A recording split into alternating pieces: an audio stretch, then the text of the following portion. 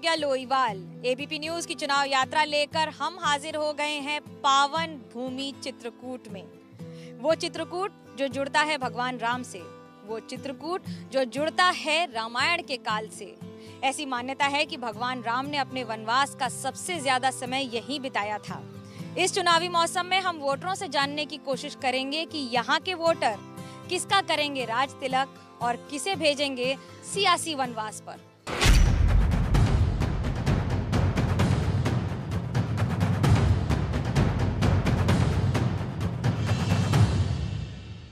चित्रकूट के घाट पर भई संतन की भीड़, तुलसीदास चंदन घिसे तिलक करे रघुबीर। चित्रकूट के उसी घाट पर हम हैं जहां पर तुलसीदास ने इन पंक्तियों की रचना की थी, लेकिन अब यहीं के लोग कुछ पंक्तियों में बदलाव करके सियासत की अलग इतिहास की कहानी लिखने की शुरुआत कर रहे हैं। हमारे साथ हैं वो संत महात्मा जो इस इलाके में सदियों से रहते आ रहे हैं, इस इलाके की पहचान रहे हैं। जीवन दास जी हमारे साथ हैं। इस बार के चुनाव में चित्रकूट की और राम जी की क्या भूमिका रही? इस बार चित्रकूट और भगवान राम की इस चुनाव में बहुत बड़ी महत्वपूर्ण भूमिका है, क्योंकि भगवान राम का मंदिर जो जन जन में कण कण में सभी की आत्माओं में बसा हुआ है, उसकी प्रतिपूर्ति हुई है। वनवास सबसे ज्यादा समय चित्रकूट में बिताया था भगवान राम ने। क्या इस बार चित्रकूट से वनवास होगा या राज तिलक होगा?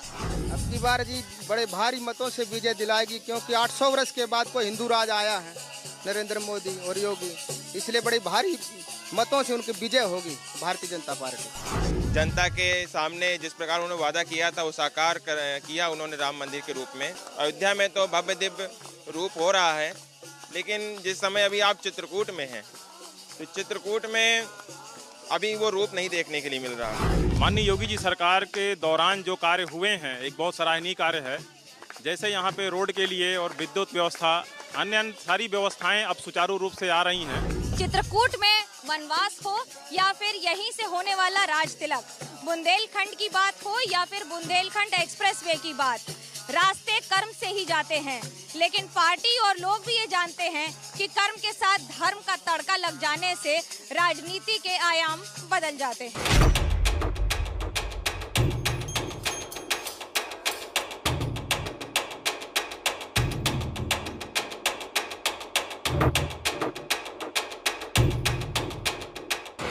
चित्रकूट को हाईवे से जोड़ने का प्रयास तो पूरा है, लेकिन क्या हाईवे से जुड़ने के बाद भी कुछ नजरअंदाज किया गया है या फिर नजरों में लोगों के आया है?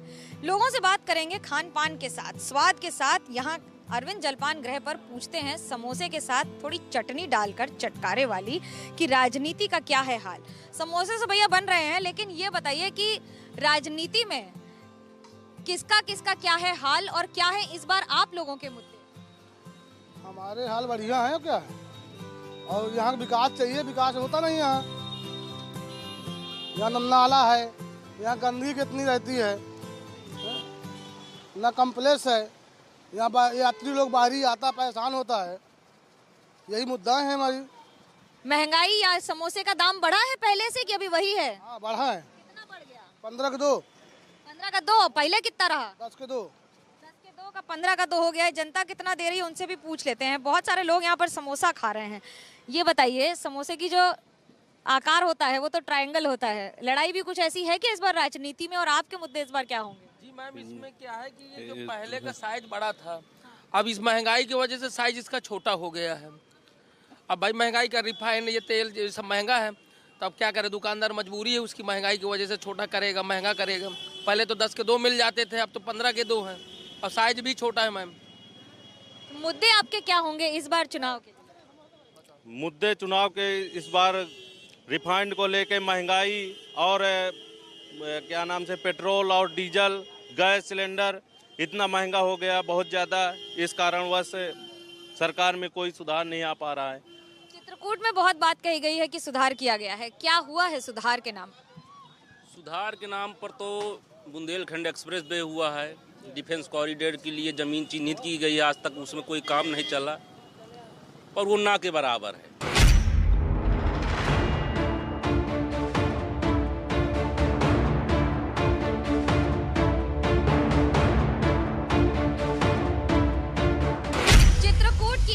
खासियत है यहाँ के लकड़ी के खिलौने। इन लकड़ी के खिलौनों को छोटे छोटे कारखानों में, घरों में बनाया जाता है। ऐसे करीब 1000 से ज्यादा परिवार हैं जो इस पर पूरी तरह से निर्भर हैं और अभी से नहीं, कई पुश्तों से यही काम करते आ रहे हैं। सजावट देखकर आपको लगेगा कि इसमें कितनी मेहनत है, लेकिन सच्चाई ये है कि इसमें इतनी सफाई से काम किया जाता है कि आपको अंदाजा ही नहीं लगेगा कि ये सारा काम हाथों से किया गया है। एक एक खिलौना बनाने में एक एक दिन निकल जाता है, लेकिन ये सफाई की ही कीमत है। पूछते हैं यहीं के कारीगर और उन लोगों से जिन्हें कई अवार्ड भी मिले हैं। बाहर की बात करें तो क्या विदेशों में ये खिलौने चीन को, चाइना को टक्कर दे पाते हैं? बिल्कुल बिल्कुल, अभी तो नहीं, लेकिन कुछ दिनों बाद है। जैसे हमारे पास CFC के लिए हमें सरकार ने कहा है, तो गवर्नमेंट हमको बहुत मदद कर रही है, तो हमें हमारे अंदर भी उत्साह हुआ। हम लोग क्या, मैं पढ़ा लिखा लड़का था, मैं जॉब करता था, लेकिन मैंने जब देखा कि इसमें कुछ किया जा सकता है, मैंने जॉब छोड़ करके इसमें आ गया।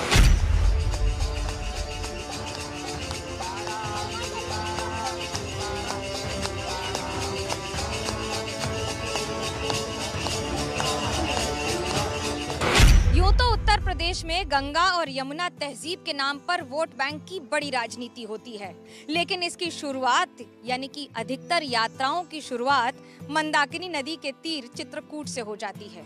समाजवादी पार्टी के अखिलेश यादव हों या फिर कांग्रेस से प्रियंका गांधी या फिर खुद योगी आदित्यनाथ, हर दल का नेता यहाँ आता है, भगवान राम के चरणों में अपना मस्तक झुकाकर अपनी वोट बैंक की राजनीति की एक और शुरुआत कर जाता है।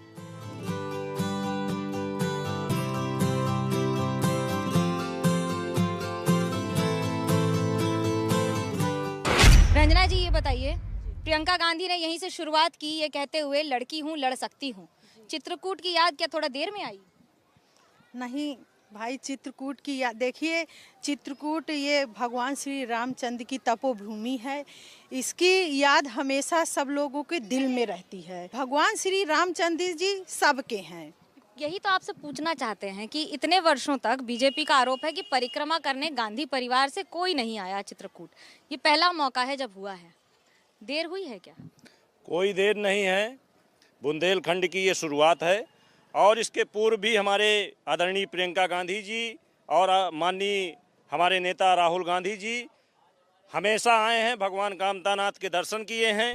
कौन से 3 मुद्दे होंगे जिसको लेकर कांग्रेस इस बार चुनावी मैदान में उतरेगी? देखिए, ये जो वर्तमान की सरकार है, ये जो सरकार है, ये कहती है बेटी बचाओ बेटी पढ़ाओ, लेकिन ये नारे तो बड़े बड़े दे देती है, लेकिन उसमें खरा नहीं उतरती है।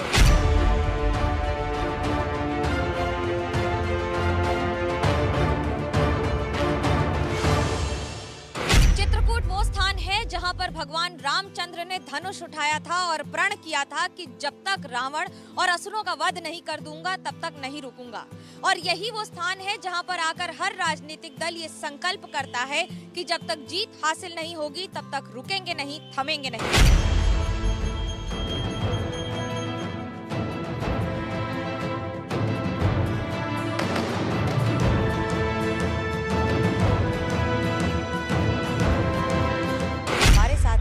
चंद्रिका प्रसाद उपाध्याय न सिर्फ मंत्री हैं बल्कि विधायक भी हैं, इसी इलाके से कई बार जीते हैं।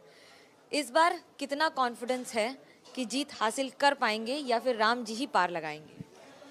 राम जी तो निश्चित पार लगाएंगे, लेकिन जीत का पूरा विश्वास है, क्योंकि हमारा जो क्षेत्र है इसमें पहले बहुत काम नहीं हुआ था। इधर माननीय मुख्यमंत्री जी के स्वयं के अपने प्रयास से और चित्रकूट में उनकी आस्था के कारण उन्होंने बहुत काम यहाँ पर किया है। क्या इस बार बुंदेलखंड के इलाके पर ही भरोसा है, क्योंकि बाकी इलाकों में बहुत अच्छा परफॉर्मेंस, या ये कहें कि कॉन्फिडेंस कितना है उन सब? पूरा विश्वास है कि इस बार भी जैसा परफॉर्मेंस पिछली बार रहा है उतना ही रहेगा, उसमें कोई कमी नहीं होगी, क्योंकि काम इतना ज़्यादा हुआ। और यहाँ जो सबसे बड़ी समस्या थी 10 उन्मूलन, यहाँ डाकू बहुत बड़ी तादाद में थे और डाकू को एकदम सफाया कर दिया है। समाजवादी पार्टी का कहना है कि डाकुओं की जरूरत नहीं, बीजेपी ने ही लूट मचा रखी है। अब चूंकि समाजवादी पार्टी के ही ज्यादातर समर्थक थे डाकू, इसलिए उनको तकलीफ है, बाकी बीजेपी ने कोई लूट नहीं मचाई। इस सरकार में एक भी घोटाला नहीं हुआ। तो की कमी हो जाती है जो बार बार राम जी को ले आते हैं। राम जी तो सबके हैं और राम जी को जब हम लोगों के अलावा और कोई लाता भी नहीं है। चित्रकूट न सिर्फ एक आस्था का शहर है, बल्कि एक ऐसा शहर है जो अपने प्राचीनतम अंदाज में अब नवीनीकरण का स्वरूप ले रहा है। भले ही यहाँ पर रंगीन दीवारें दिख रही हों, बहुत सारी चीजें बदल दी गई हों, घाटों पर तस्वीर थोड़ी बदली बदली नजर आ रही हो और एक्सप्रेसवे के नाम पर विकास का तमगा भी मिल गया हो, लेकिन इस शहर को हमेशा अपने अंदाज में, भगवान राम की नगरी के अंदाज में ही जाना गया है। दिलचस्प होगा देखना कि यहाँ का वोटर इस बार भगवान राम के नाम पर जाता है या फिर विकास के अंदाज में कहीं और आगे बढ़ जाता है। कैमरा पर्सन सूरज पांडे के साथ मनोज्ञा लोईवाल, चित्रकूट, एबीपी न्यूज।